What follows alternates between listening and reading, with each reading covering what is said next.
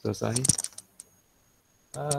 Sekali lagi saya ingatkan kepada seluruh kawan-kawan, ini sudah 30 orang yang join, termasuk saya ya. Sudah mungkin ada 28 orang yang join.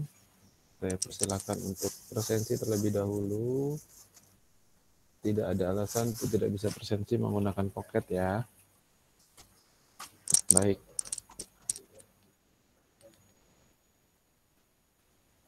Kita akan langsung mulai saja. Siang hari ini kita akan belajar yang namanya TCP/IP ya. Kalau kemarin teman-teman sudah belajar yang namanya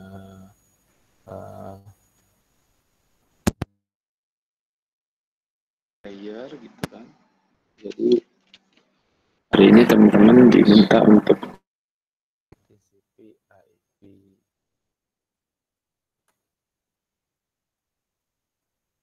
Oke.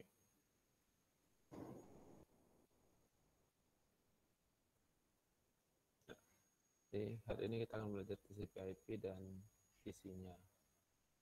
Apa saja sih isinya TCP/IP? Nah, ini akan kita pelajari. Ada 5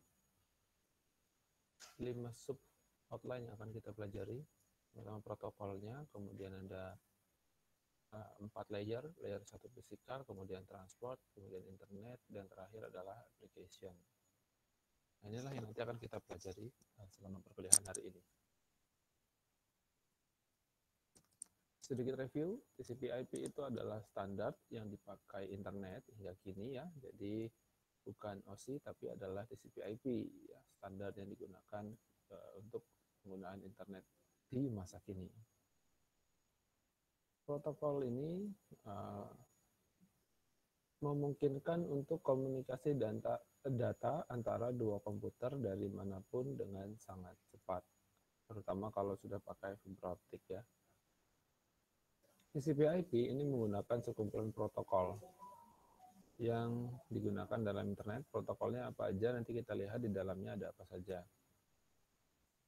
Susunannya jauh lebih sederhana ketimbang susunan yang ada pada model OSI.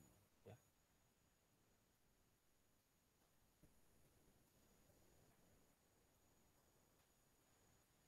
Jadi ini susunan protokol TCP/IP dan model OSI. Ketika digabungkan ya jadinya seperti ini.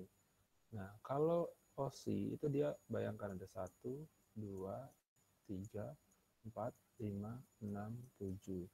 Sedangkan di TCP/IP ada 1, 2, 3, 4. Hanya ada 4 saja. 4 layer. Bandingkan perbedaannya jauh sekali gitu ya. Ya isinya ini gitu. Jadi SMTP, FTP, Telnet, DNS, SNMP itu ada di layer application kalau di TCP/IP. Sedangkan kalau kita bahas OSI, kita bahas SMTP itu di ketiga layer ini. Ya, SMTP atau FTP atau Telnet itu kita pasti akan bahas 3 layer ini. Nah, transport khusus sama TCP/UDP, baik itu transport yang ada di TCP/IP maupun transport yang ada di model OSI. Kemudian network atau jaringan itu sama juga, pasti bahasanya kalau nggak ICMP, IGMP ya HRP dengan RARP. Nah, ini yang membedakan lagi adalah kalau kita membicarakan protokol yang underlying network itu kalau di OSI kita belajar data link sama fisikal, kalau TCP cukup itunya langsung saja seperti itu. Di application layer biasanya lapisan aplikasi ini tempat dilakukannya proses kerja yang sesungguhnya, atau application layer ini dalam TCP/IP adalah kombinasi antara lapisan-lapisan session, presentation, dan application pada OSI. Ini tadi ya, di gambar sebelumnya. Itu.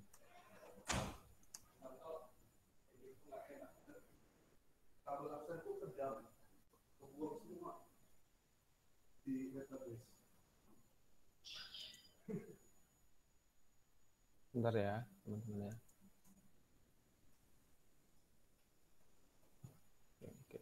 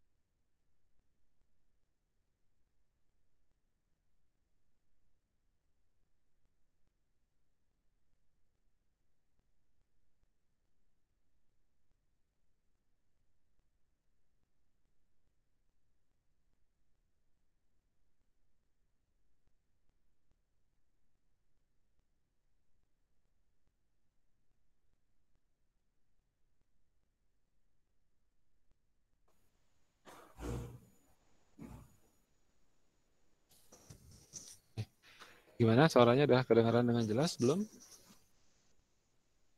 Dan yang protes suaranya nggak jelas, Pak.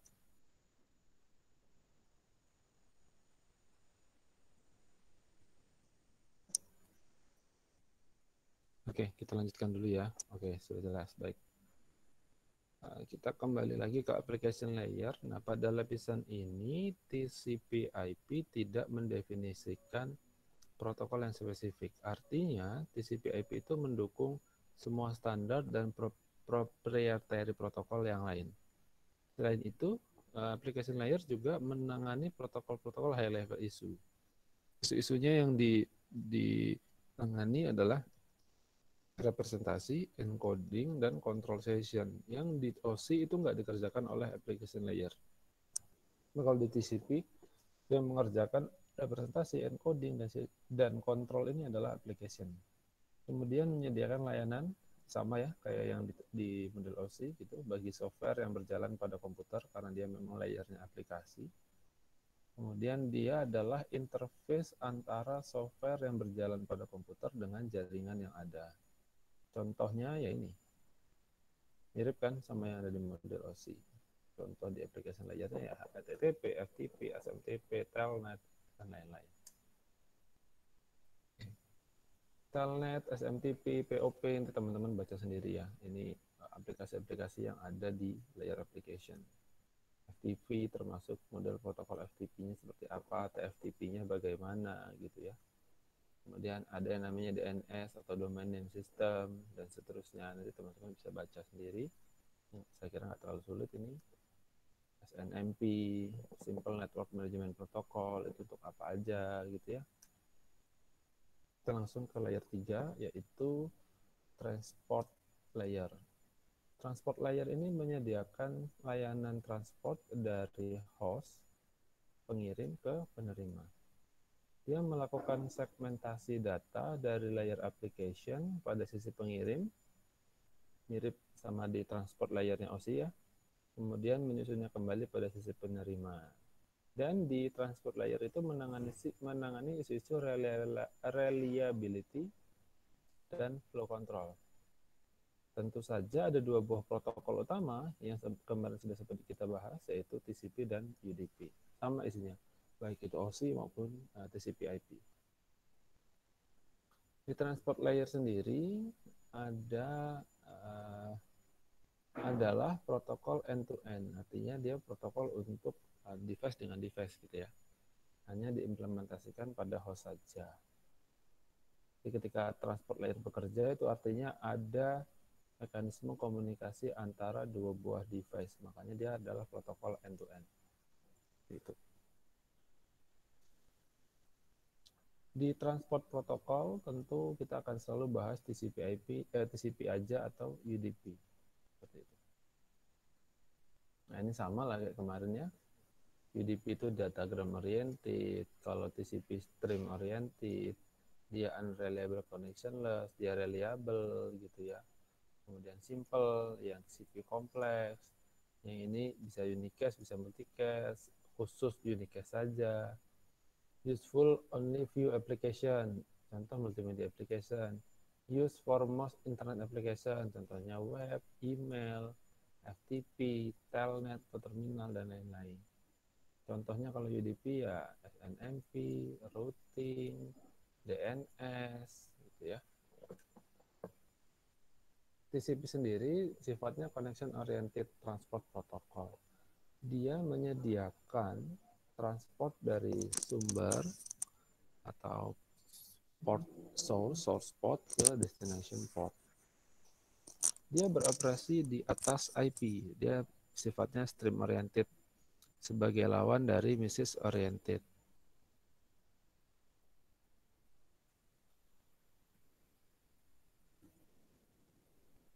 Nah, deretan byte data ini diterima dari sending application bersama-sama dengan informasi untuk sebuah header. TCP sendiri akan mensegmentasi deretan data dan dia akan menambahkan headernya. Secara umum, TCP ini akan menentukan kapan dia bisa mengakhiri segmen dan transmitnya. Kemudian user dapat memaksa segmentasi dan transport via push function. Proses sebaliknya terjadi pada TCP di proses di penerima. Ini sama kayak enkapsulasi dekapsulasi gitu ya.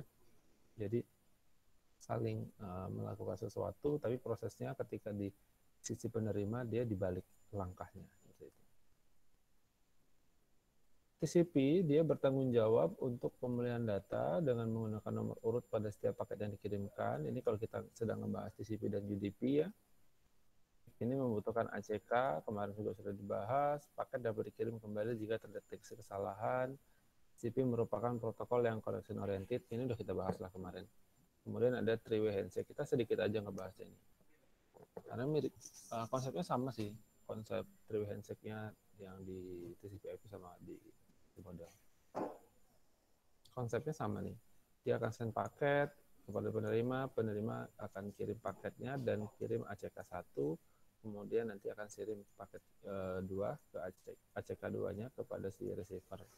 Seperti itu aja. Ini sifat-sifatnya sudah pernah kita bahas ya kemarin, mungkin ada tambahan-tambahan sedikit aja. Agak sedikit cepat karena materinya lumayan banyak nih. Ini analoginya dari sebuah telepon ya. Kalau ada Alice dan Bob yang saling bertelepon, nah inilah salah satu analogi yang dipakai dalam three-way handshake-nya TCP.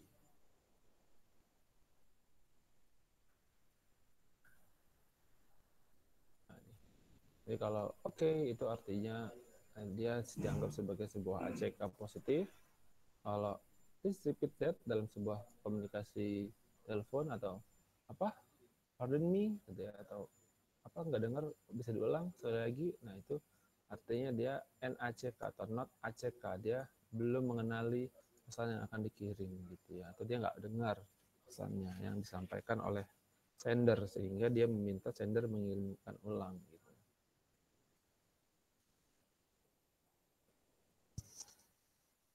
Nah, di sisi ini kan di sisi receiver.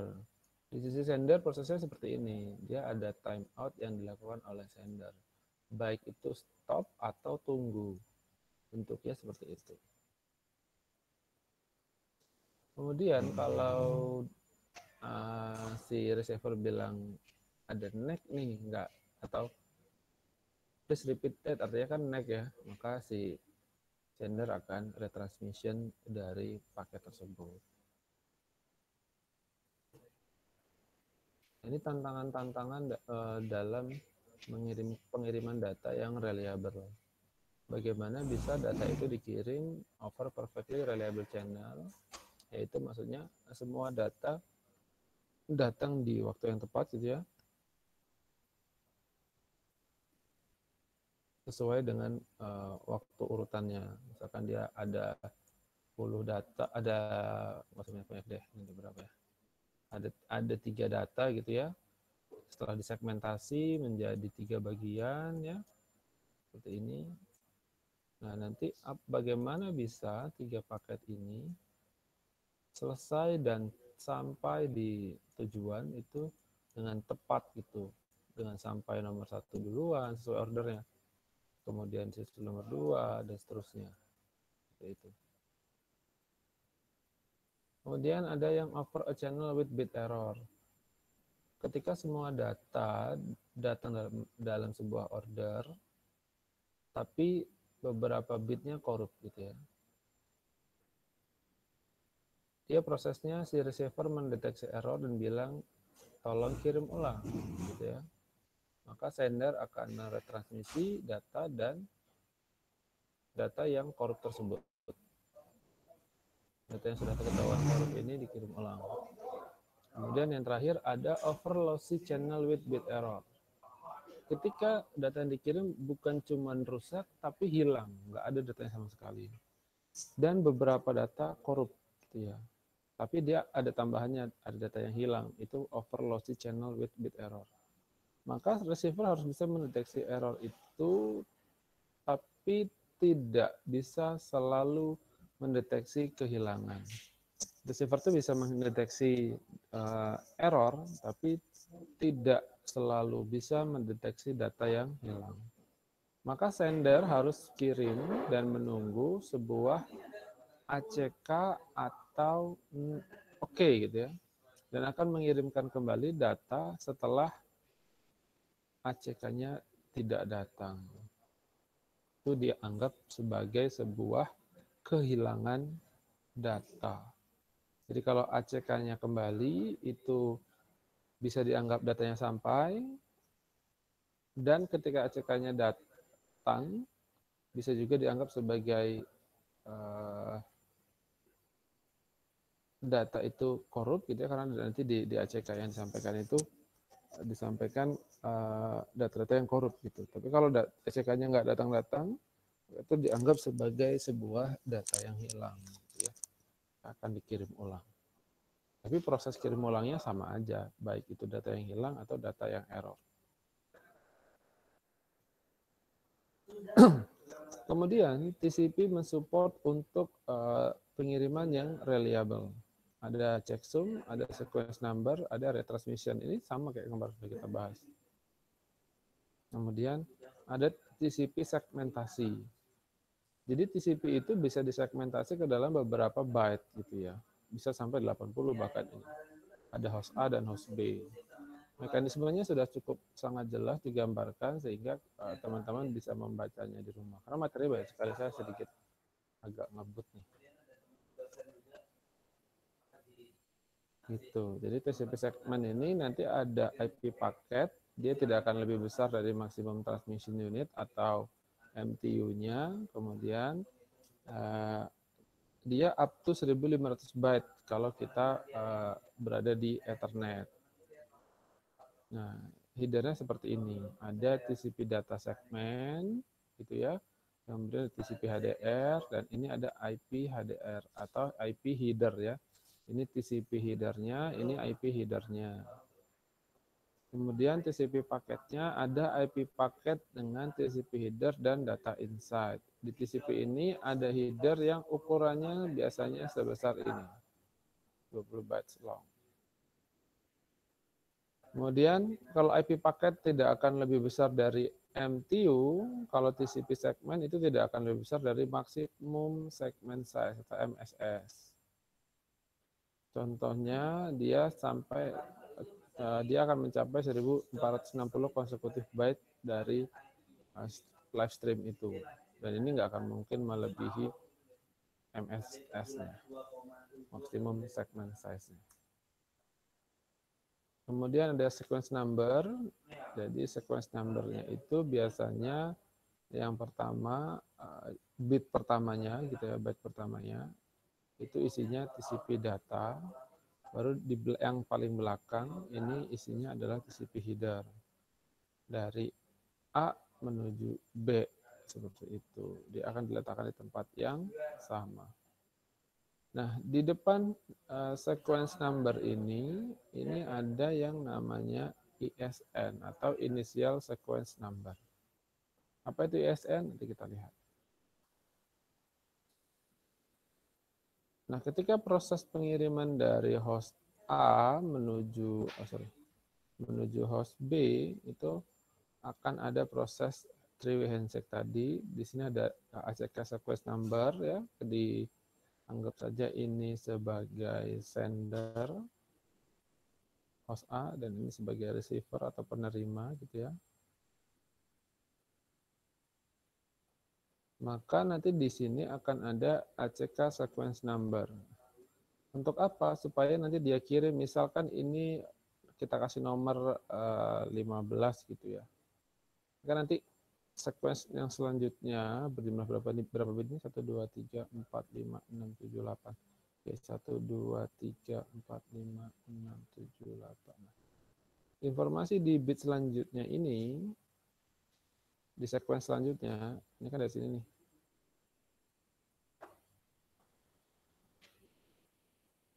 Ini nanti untuk next expected byte-nya. Dia bisa kirim berapa lagi nih? Oh, masih bisa kok 8 lagi. Maka dibikinkan 8, dikirimkan ke alamat ini. Gitu. Jadi ini ke sini sampai 8 ukurannya. ISN atau Initial Sequence Number itu adalah sebuah angka ya, sequence number untuk setiap first byte. Jadi ada first byte-nya, itu dikasih nama ISN. Nah, dari banyak byte ini, di sini segini inilah yang nanti akan dijadikan ISN atau initial sequence number. Ukurannya saya juga belum tahu nih, apakah harus 4, 5, 6 bit gitu ya. Kita lihat nanti.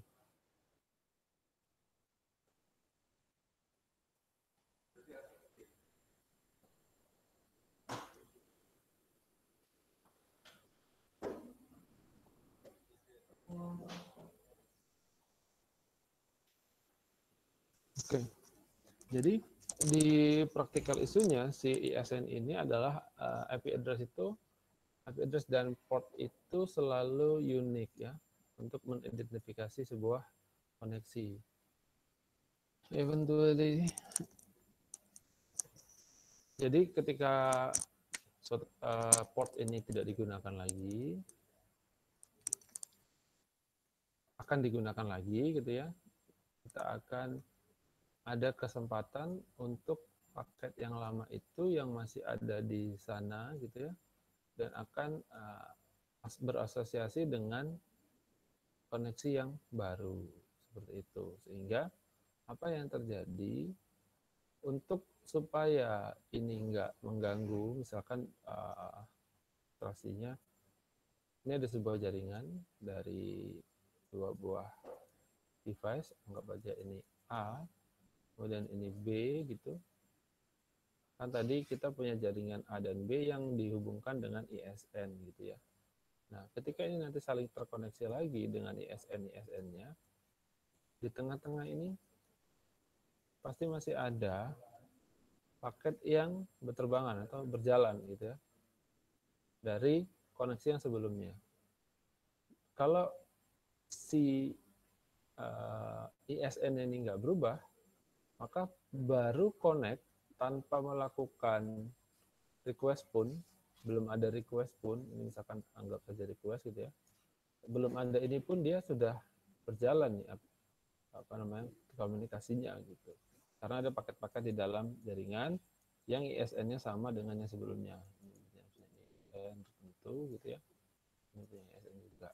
Nah, gimana caranya supaya nggak seperti ini, supaya si bandwidth tetap kosong pada saat di awal melakukan koneksi gitu. Maka TCP memerlukan perubahan ISN setiap waktu gitu. Dia di-set dari 32 bit setiap, bayangkan, 4 mikrosecond. Jadi ISN itu akan selalu berubah setiap 4 mikrosecond. Di mana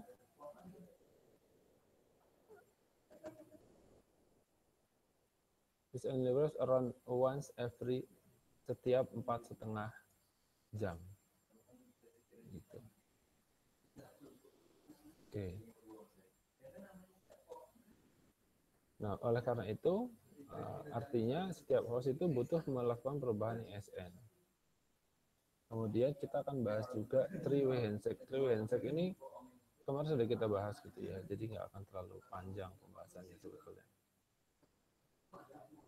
Bahwasanya dari A menuju B itu ada sync, kemudian ada sync ACK, ada ACK kembali, baru dikirimkan data-datanya. Three-way handshake ini dibangun dengan koneksi host A mengirimkan sebuah SYN untuk mengopen kepada si host B, nanti host B akan mengirim balik SYN acknowledgement-nya atau SYN ACK. Baru A mengirim balik ACK-nya tadi ke SYN ACK, baru mereka bisa melakukan sebuah komunikasi. Di TCP header masih sama kayak kemarin ya, source port-nya ada, destination port-nya ada, sequence number-nya ada, ACK-nya ada, advertise window, ada urgent pointer, ada option, ada checksum, flag, ada header line, ada 0 bit, kemudian di sini ada datanya. Ukurannya berapa? Sama, ini 32 bit. Jadi kalau salah dikoreksi ya. Ingat saya 32.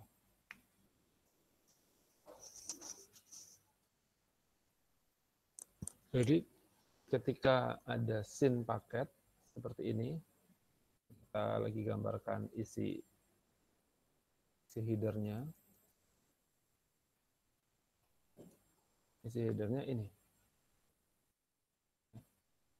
ada initial sync paket, flag-nya SIN, kemudian finish, RST, push, URG, ada ACK.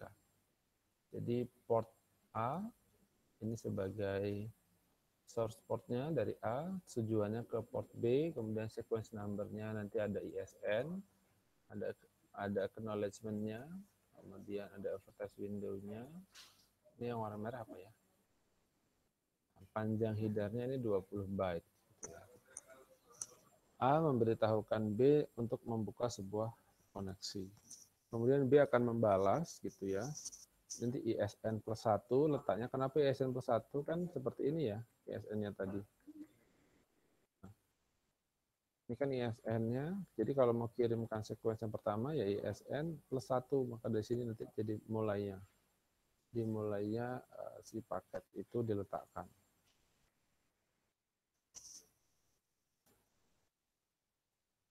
Ini ada initial sequence number-nya, sumbernya dari B, karena dia akan mengirimkan acknowledgement dari B menuju A ya. A ini adalah tujuannya, itu panjangnya sama 20 gitu ya. Dan inilah proses B mengirimkan atau memberi sinyal persetujuan dan siap untuk mendengar atau menerima byte selanjutnya. Gitu. Nah, selama menerima paket ini, A akan bisa memulai mengirimkan data. Baru ini isi header ketika A mengirimkan data sambil menerima paket yang tadi dari B. Ini A memberitahukan B bahwa dia oke untuk start sending, untuk mulai untuk pengiriman data. Tujuan asalnya dari A, tujuannya ke B, port B, ada sequence number-nya. Ini apa namanya, sequence number-nya itu adalah ISN-nya B ditambah 1, gitu, dan seterusnya. Ini ukurannya. Nah, bagaimana kalau sync paketnya hilang gitu? Apa yang sebenarnya terjadi? Yang pertama itu paket mungkin aja hilang di dalam sebuah jaringan, atau server itu mereject paket yang dikirimkan gitu ya. Karena ini proses antriannya udah penuh gitu. Jadi paket yang datang ditolak gitu. Eventually no sync ACK arrives. Jadi kalau hal ini terjadi, tidak ada SYN ACK yang datang gitu, apa yang akan terjadi? Maka sender akan men-set timer ya, dan akan menunggu sampai SYN ACK-nya datang. Kalaupun nggak ada, ya dia akan nggak datang-datang sesuai dengan timer yang sudah ditentukan, misalkan 3 detik gitu ya. Ini timer juga random. Dia akan mengirimkan SYN ACK jika dibutuhkan. Gimana caranya nge-set timernya? Tadi saya bilang set random gitu ya. Jadi sender itu nggak punya ide berapa lama dia akan menunggu. Agak sulit untuk nebaknya gitu ya. Jadi gimana? Kalau kita pelajari, beberapa TCP itu menggunakan default-nya antara 3 sampai 6 detik.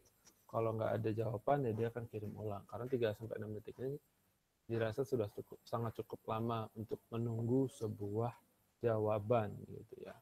Makanya saya salut sama cowok-cowok yang mengirimkan sesuatu, menunggu jawaban bisa bertahun-tahun gitu ya. Padahal kalau komputer tuh cukup 3 sampai 6 detik aja gitu ya. Nggak dijawab ya kirim ulang. Itu. Nah, bagaimana kalau SYN-nya hilang dan web ketika kita mendownload di dalam sebuah web gitu ya.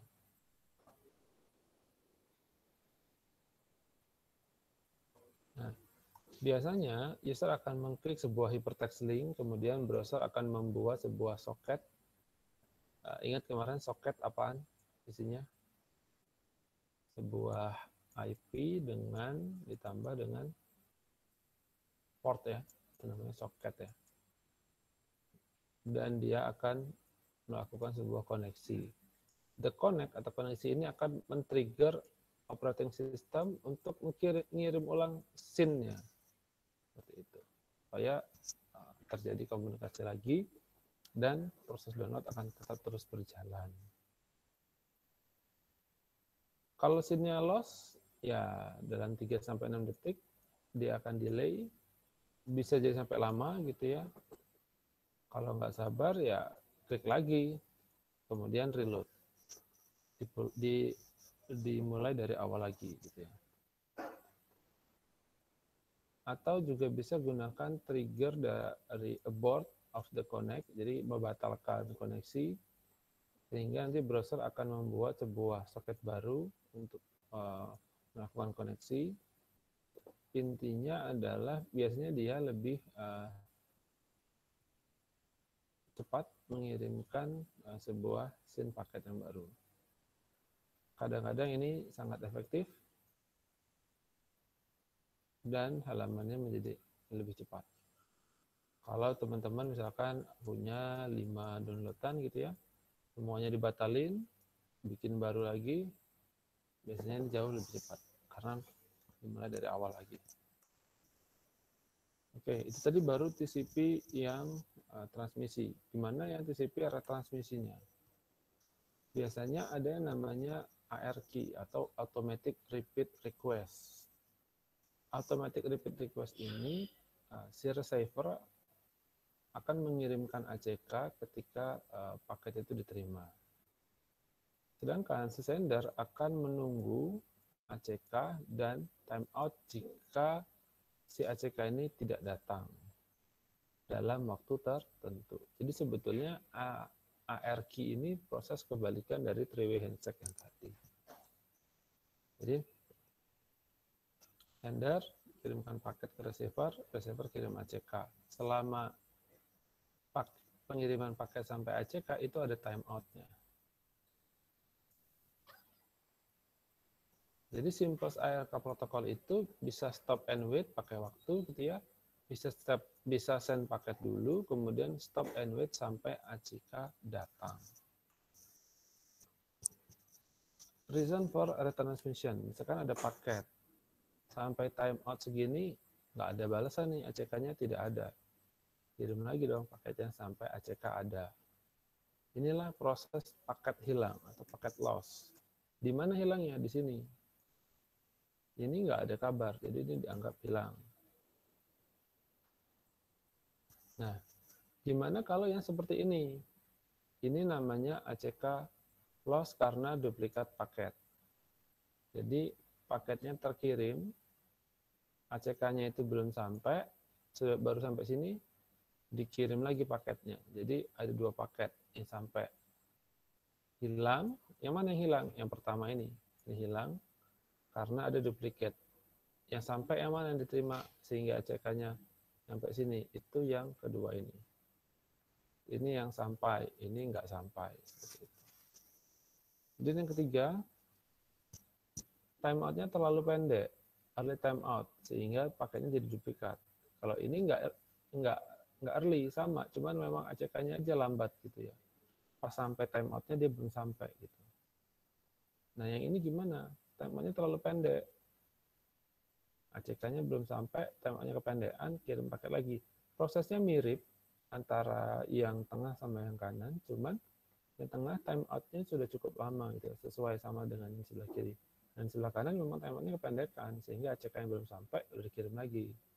Kalau ini memang lambat aja ACK-nya. Gitu, teman-teman. Berapa lama harusnya sender itu bisa menunggu gitu ya? Sender ini biasanya ngeset waktu untuk menunggu sebuah ACK. Kalau dia terlalu pendek, maka akan terlalu banyak retransmission. Ini. Banyak proses ini. Rugi nggak? Rugi, teman-teman. Karena terlalu banyak paket yang kita kirimkan. Ujung-ujungnya tetap aja bandwidth-nya penuh. Gitu. Hati-hati juga untuk bikin. Kalau terlalu panjang, delay-nya yang banyak. lama nanti kirimkan sebuah paketnya. Teman-teman mengirimkan sebuah paket isinya 500 MB. Kalau time out-nya untuk menunggu ACK itu panjang, yang harusnya 5 menit selesai bisa 10 menit gitu. Nah, terus yang ini gimana Pak? Bisa lebih cepat nggak? Belum tentu. Karena dia terlalu pendek, sama-sama 500 mega, bisa jadi sama-sama 10 menit juga gitu. Kenapa? Karena yang ini mah kosong, jalannya bagus, lancar. Nah, ini terlalu penuh. Di sini penuh dengan apa? Retransmission. Sehingga jalurnya, trafficnya jadi lambat juga. Jadi memang harus ideal. Kita harus tahu ngeset berapa timeout yang dibutuhkan.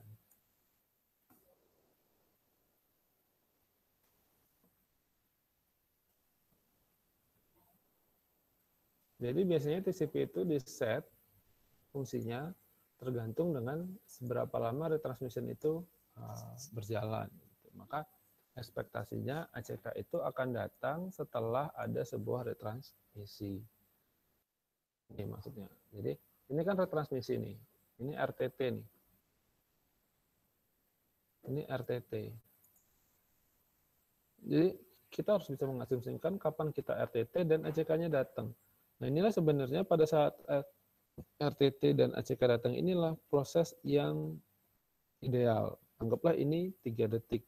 Jadi nanti di bawah dibuat dan seterusnya time out-nya itu kalau teman-teman bikin lagi ya 3 detik. Karena inilah yang ideal. Pengiriman sampai ACK datang itu 3 detik. Seperti itu. Itu maksudnya. Nah, gimana caranya sender tahu seberapa panjang waktunya retransmission atau RTT? Nah, ya tadi ya caranya. Benar kan yang saya bilang.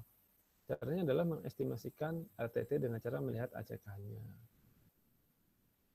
Smooth estimasi itu biasanya menjalankan rata-rata dari sebuah RTT. Ini cara ngitungnya. Nah, sedangkan compute timeout-nya seperti ini cara menghitungnya. Ini contoh dari RTT estimation datanya. Teman-teman bisa lihat. 200 milisecond yang paling tinggi itu hampir 350 milisecond. Anggap aja 325 nih. Yang ini. Selama 106 detik berjalan. Seperti itu, teman-teman. Ini sampel RTT-nya warna biru, yang pink ini estimasinya. Nah, estimasi inilah yang teman-teman gunakan untuk melakukan timeout. Flow in this approach itu ACK-nya biasanya tidak nggak really acknowledge dengan transmission-nya, sehingga dia memperbolehkan retransmisi untuk paket-paket yang hilang. Ketika kita mengasumsikan ACK itu pergi ke first transmission, maka sampel RTT ini akan menjadi sangat besar. Ya. Kalau kita mengasumsikan ACK-nya itu akan ada di first transmission atau yang tadi disebut sebagai ISN gitu ya, dia akan bisa menjadi duplikat paket ketika kita mengasumsikan ACK itu ke second transmission. Karena retransmission-nya menjadi sangat kecil. Sehingga banyak duplikat-duplikat paket yang terjadi. Oke, itu tadi TCP. Nah, ini ada UDP.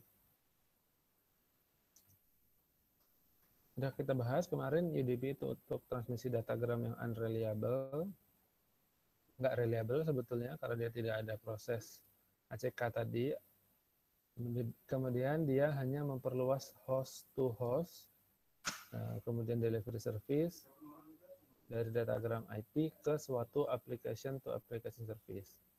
Satu-satunya yang ditambahkan UDP adalah multiplexing dan demultiplexing. Ini nanti kita bahas ini, multiplexing dan demultiplexing. Ini apa namanya?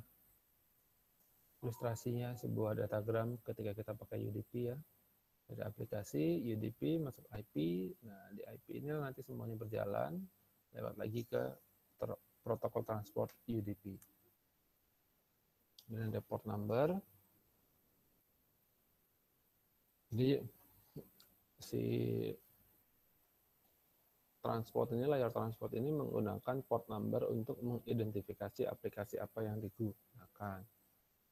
Biasanya address globalnya unik pada transport layer. Untuk UDP dan TCP biasanya suatu tuple yang isinya IP address dan port number atau kita kemarin sebutnya sebagai socket.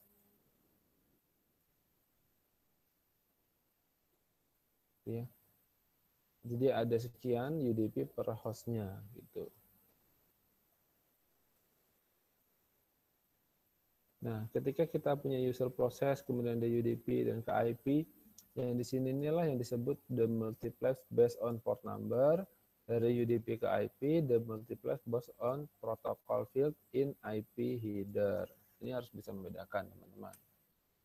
Kemudian port sendiri adalah sebuah mekanisme yang mengizinkan sebuah komputer untuk mendukung beberapa sesi koneksi dengan komputer lainnya dan program di dalam jaringan. Port sendiri dapat mengidentifikasi aplikasi dan layanan yang menggunakan koneksi di dalam sebuah jaringan TCP/IP. Sehingga port juga mengidentifikasikan sebuah proses tertentu di mana sebuah server dapat memberikan sebuah layanan kepada klien atau bagaimana sebuah klien dapat mengakses sebuah layanan yang ada dalam sebuah server. Port sendiri dapat dikenali dengan angka, yaitu 16 bit atau 2 byte, yang disebut dengan port number, dan diklasifikasikan dengan jenis protokol transport apa yang digunakan, baik itu port TCP ataupun port UDP. Karena ada 16 bit, maka total maksimum jumlah port untuk setiap protokol yang digunakan adalah 65536 buah. Dilihat dari nomor penomorannya itu dibagi jadi 3. Ini juga kemarin sudah dibahas ketika saya sebutkan ada lembaga yang namanya IANA ini, berapa sampai berapa itu well known port, register port itu berapa sampai berapa, yang terakhir itulah yang namanya dinamakan assign port gitu ya. Kemudian layer yang ketiga yang kita bahas, tadi sudah bahas application, transport, ini ada TCP, ada UDP, kemudian internet, nanti terakhir di physical gitu ya. Kita habisin aja hari ini. Yang internet itu menyediakan pengalamatan logik atau IP address gitu ya, sehingga setiap komputer memiliki IP address yang unik. Nanti ada proses routing, mungkin pertemuan-pertemuan selanjutnya kita akan bahas. Sehingga router dapat menentukan kemana paket harus dikirim agar sampai ke tujuan. Kalau kita ngomongin routing, kita akan membahas best path atau jalur terbaik, atau kalau di matematika diskrit itu ada namanya minimum spanning tree atau MST. Mirip-mirip seperti itu yang harus ditempuh oleh paket. Jadi kalau teman-teman lupa, baca aja lagi tuh bukunya Madisnya. Ketika kita bahas MST ya, minimum spanning tree, itu berpengaruh ternyata ketika kita belajar sebuah jaringan komputer. Nah, protokol utamanya pada layer ini adalah IP ya, gitu. IP sendiri adalah sebuah Internet Networking Protocol, sudah dijelasin juga. Kemudian ada Address Resolution Protocol atau ARP.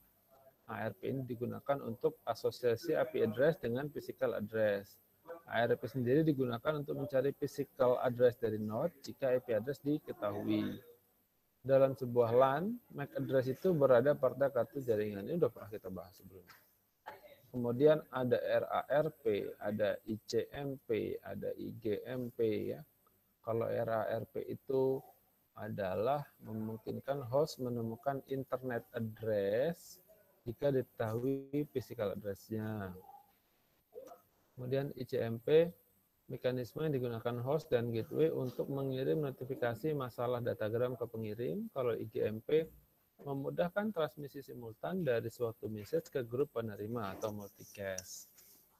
Oke, ini layer terakhir disebut juga sebagai host to network. Protokol LAN dan WAN berada pada layar ini. Kemudian dia memformat data menjadi sebuah unit yang disebut frame.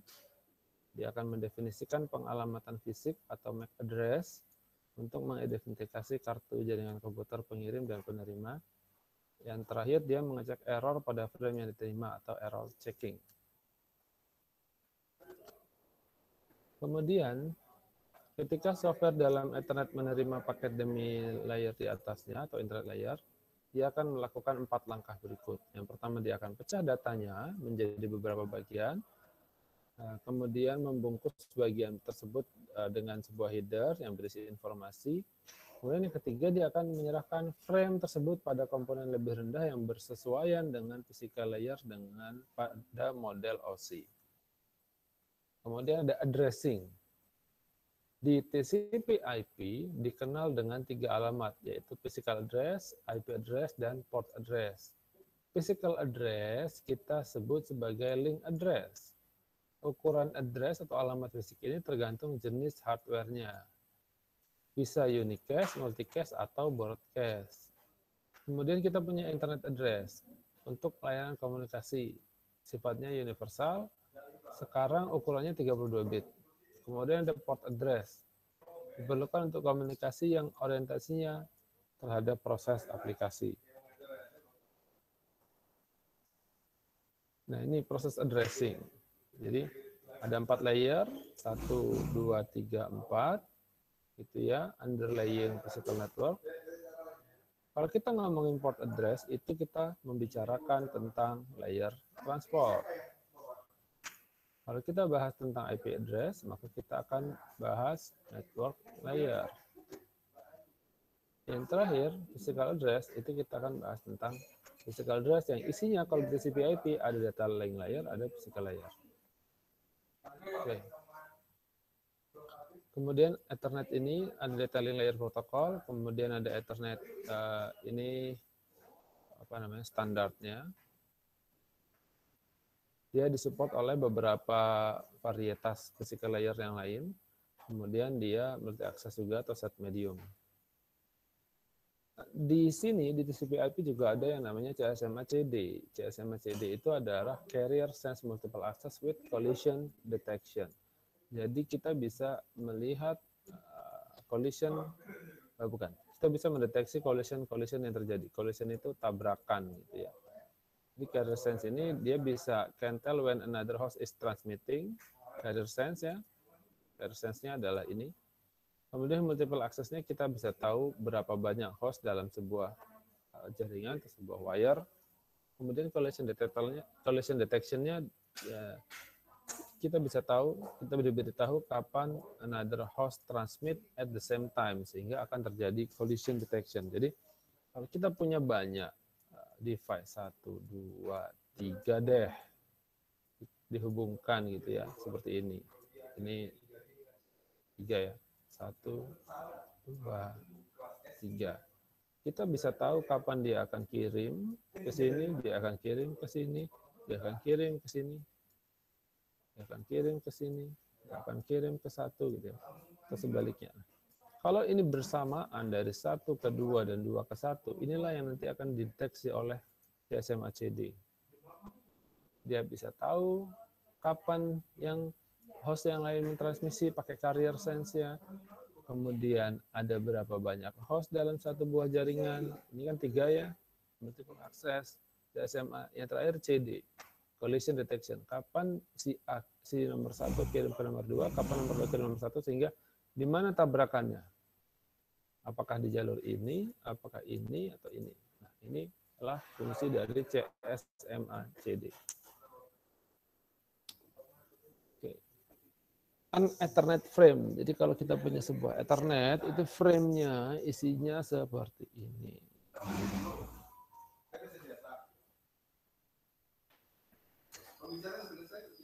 Ethernet addressing itu sifatnya unik, isinya 48 bit address. Contohnya seperti ini. Broadcast address-nya biasanya keseluruhannya.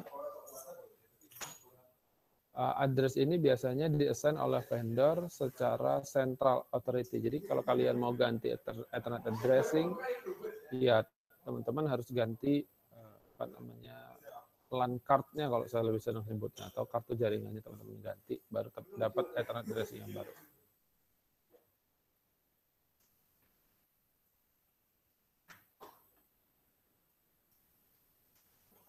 Oke.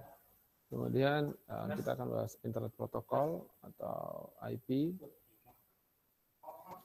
IP ini adalah sebuah jaringan layer, network layer adanya. IP ini ada di network layer ya. Kemudian paket delivery-nya biasanya host to host. Translation-nya antara data link protokol dengan physical layer gitu ya. Agak lupa nih. Nah, ini. Benar. Jadi dia membahasnya antara di sini dengan di sini.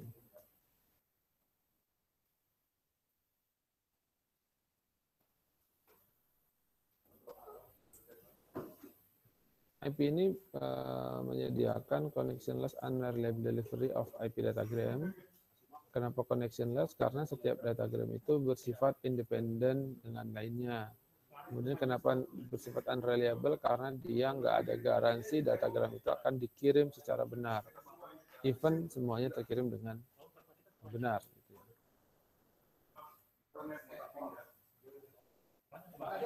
Jangan lupa bahwasanya IP address itu tidak sama, are not the same as the underlying data link atau MAC address. Beda ya.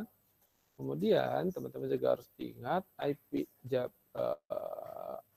di network layer itu harus capable dalam membuat sebuah komunikasi antara host dengan jaringan yang lainnya. Different data link implementation. Kemudian alamat yang ada harus include informasi tentang apa itu jaringan, per-save berapa host di dalamnya, sehingga ini bisa membuat routing itu menjadi layak atau visible untuk dilakukan. IP address ini dia logical address, jumlahnya 32 bit untuk yang versi 4, kalau versi 6 lebih banyak. Kemudian include di dalamnya network ID dan host ID. Setiap host itu harus punya minimal satu IP address yang unik. IP address ini di-assign oleh Central Authority yang lembaganya disebut sebagai American Registry for Internet Numbers for North America.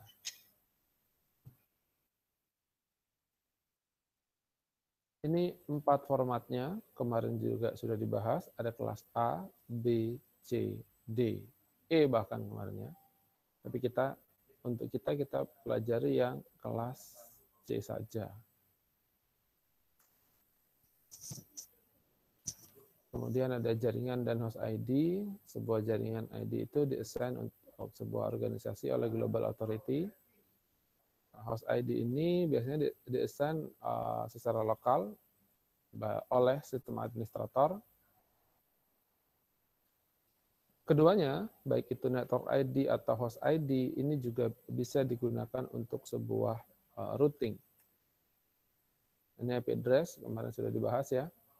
Jadi kalau ditanya, tuliskan alamat IP secara desimal, ya seperti ini. Kalau secara biner, ya seperti ini. Ini apa namanya, desimal.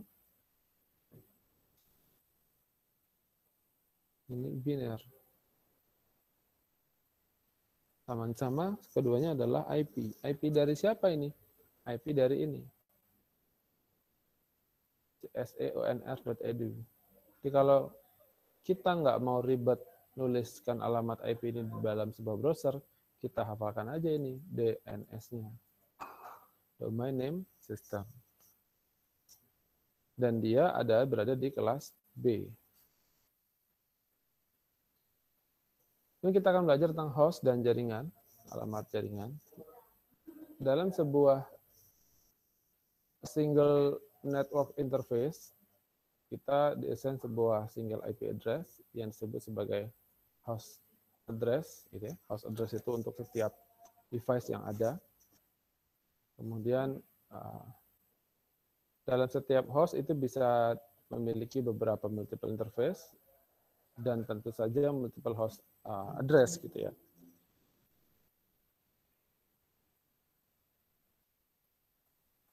Nah, setiap host yang berada dalam satu jaringan yang sama, gitu ya, itu akan memiliki satu IP network yang sama atau satu IP jaringan yang sama, gitu ya. Ini akan mudah nanti digambarkan ketika teman-teman membuka Cisco Packet Tracer, gitu. Kemudian sebuah IP address ini memiliki sebuah host ID.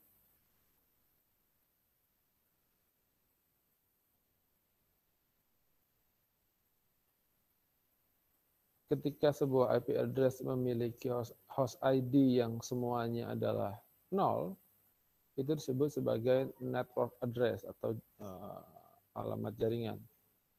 Dan dia akan mereverse ke entire networknya. Saya masih agak nggak paham, kayaknya nggak harus 0 ya. Kemudian ada subnet address, ini yang kemarin sudah kita pelajari, /29, /berapa, itu subnetting ya. Adalah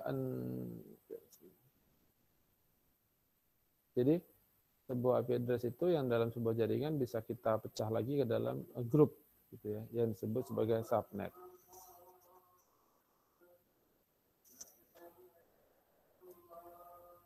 Jadi subnet ID ini umumnya digunakan dalam grup host berdasarkan pada physical network topologinya. Jadi dia ada net ID, kemudian ada host ID harusnya seperti sebanyak ini, tapi kita bagi menjadi 2 grup. Jadi ini dan ini. Jadi ada subnettingnya. Nah, ini subnetting ya. Jadi ada subnet 1, subnet 2, dan subnet 3. Jadi seolah-olah kita punya 3 jaringan, padahal jaringan kita tuh hanya ada 1. Seperti itu. Jadi subnet ini adalah subnet can simplify routing. Jadi IP subnet broadcast have a host ID of all. Kemudian it is possible to have a single wire network with multiple subnet. Jadi dalam satu buah jaringan, gitu ya. Ini satu jaringan nih.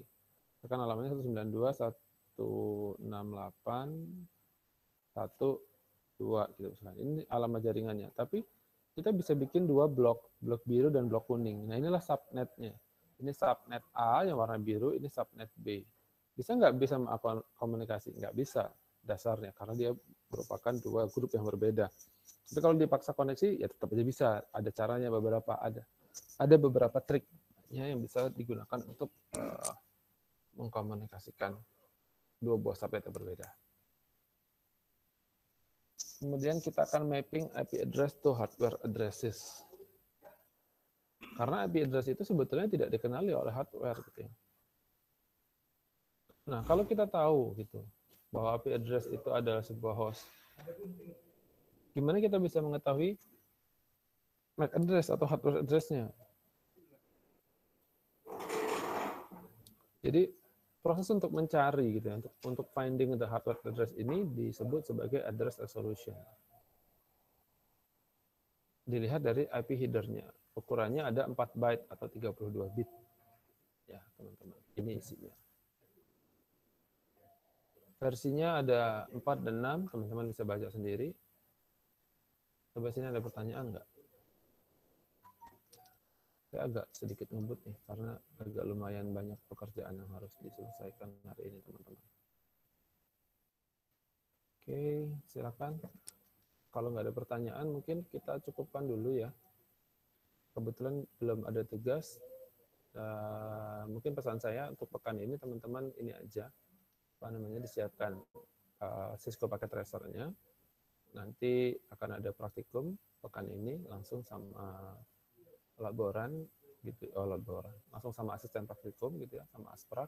Silakan diikuti, dan penting gitu karena kemarin di kontrak kuliah saya beri nilai agak besar tuh porsinya praktikum, nggak cuma 5%, 15 atau 20% gitu. Jadi kalau teman-teman tidak mengikuti proses praktikumnya, insya Allah kecil kemungkinan untuk bisa dapat nilai A gitu ya.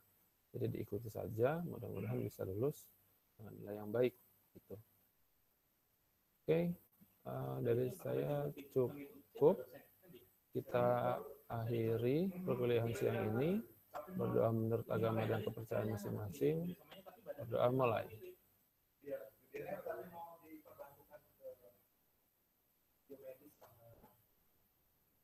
Baik, selesai.